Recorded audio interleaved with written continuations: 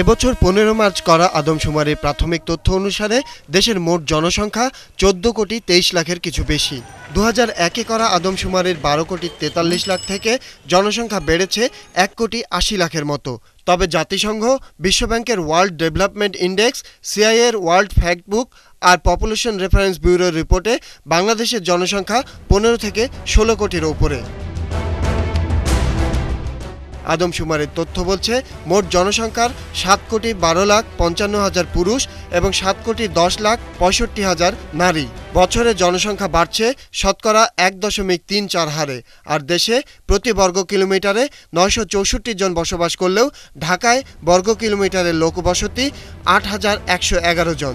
সর্বশেষ তথ্যে দেশে মোট ৩,২০ লাখ পরিবারের গড় সদস্য সংখ্যা ৪.৪ জন। যে জনসংখ্যা আমরা প্রাথমিক পর্যায়ে পেয়েছি তা হচ্ছে ১৪,২৩,১৯,০০০।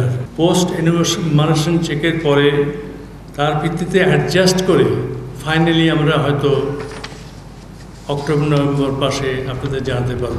সরকার বলছে, আদমশুমারিতে গৃহগণনা পদ্ধতি সবচেয়ে নির্ভরযোগ্য বলে এ নিয়ে কোনো বিতর্ক নেই। তবে এই সংখ্যা যাচাই করার দায়িত্ব দেওয়া হয়েছে অন্য একটি প্রতিষ্ঠানকে। এটা যাতে গ্রহণযোগ্য হয়, নিউট্রাল হয়, সেই জন্য আমরা BIDS, Bangladesh institute of development studies, তাদেরকে এই দায়িত্বটা দিয়েছি।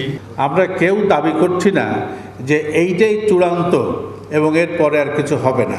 সেন্সাস যারা করেছেন তারা তাদের হিসাব শেষ করবেন, আর বিআইডিএস যেটা পিইসি করছে সেটা যখন শেষ হবে তখন এটা ওই অ্যাডজাস্ট করার পরে বোঝা যাবে এটা কি হলো বা না হলো।